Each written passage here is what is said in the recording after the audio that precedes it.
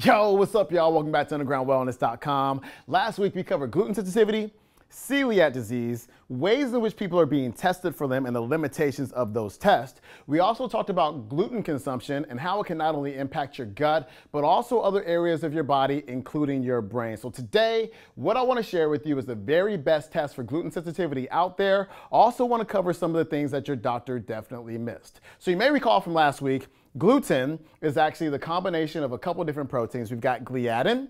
We've also got glutenin. You very likely remember gliadin from last week when we were talking about blood testing, and I want to run through that just one more time real quick. So you may have some symptoms going on that you think are due to gluten. You go to the doctor says, okay, let's run a blood test looking for antibodies to a few different markers, including gliadin, endomysium, as well as transglutaminase. If you come up positive for any of these, then you're very likely going to have a biopsy where they actually take a piece of your intestines to see if it's worn down enough to warrant a celiac disease diagnosis. So it could be here and it's celiac, but if it's here, it's not. But just watch the last video. So I really want to focus in on this blood test, okay? And I really want to focus in right here on the gliadin.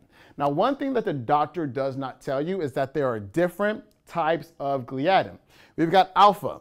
We've got beta, we've got omega, we've got gamma gliadin, but this test only looks for alpha gliadin. So what if you come up like negative for that? What if you come up negative for the alpha gliadin? The doctor says, hey, these problems that you're having don't have anything to do with gluten. Continue to eat as much as you want to, no problem at all. However, what if you're sensitive to or reactive to beta gliadin or omega gliadin or gamma gliadin, and you're still having all these problems, but you're like, oh my God, I'm okay. It's not a gluten issue. It's something else. It's not. It's actually the gliadin, but you just weren't tested for it. You need to be tested for that.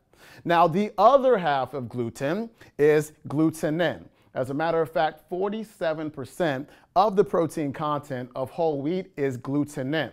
It was once believed that people just weren't reactive to it. It wasn't a big deal. However, that has been disproved, and people can be as equally reactive to glutenin as they are to gliadin, but they're not being tested for it.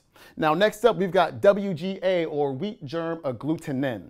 Wheat germ agglutinin is a lectin. You may have heard people talk about lectins. They're like a substance that binds onto carbohydrates. People who no longer eat beans and legumes probably don't eat them due to the lectins because of some of the damage that lectins can cause to the gut. Now, when it comes to wheat, lectins are called WGA. They're found in high concentrations in whole wheat as well as sprouted wheat. So there's a lot of people out there who are eating sprouted wheat in the name of health, but it may be causing a problem if you're reactive to WGA. Now, WGA, when you eat it, can cause your red blood cells to start clumping together, which of course can reduce your circulation of the blood, and it can make your hands and your feet feel really cold. Also, WGA can actually pass through the blood-brain barrier, attach itself onto your myelin sheaths, and your myelin sheaths are like this protective coating on your neurons. And what that does is it reduces something called nerve growth factor. You do not want a reduction in nerve growth factor because nerve growth factor is responsible for the plasticity of your neurons or your ability to learn new things. So if you have a hard time learning new things, then it may be a WGA reaction that is not being tested with this blood test. Next up, we've got deamidated gliadin or gluten. Now, I'll read my comments on YouTube, on Facebook, on the blog, and I see a lot of people say this.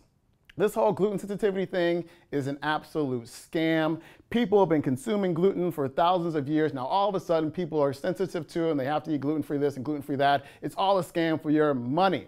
And I completely understand that logic. But what we have to understand is that these aren't the same grains. I actually made a video about it a couple years ago called These Ain't the Same Grains. Definitely check that out. Now, these aren't the same grains because of hybridization as well as deamidation. Now, gluten by nature is alcohol soluble.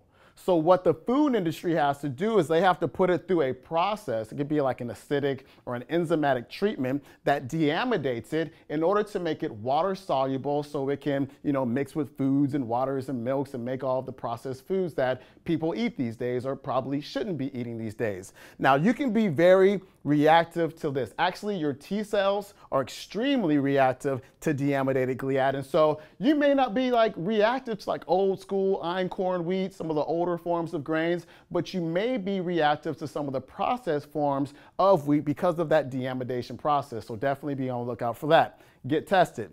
Next up, we've got the opioids. Opioids, aren't those like addictive drugs and whatnot? Yes, but check this out. When you digest gliadin, you actually make something that is an opioid called gluteomorphin.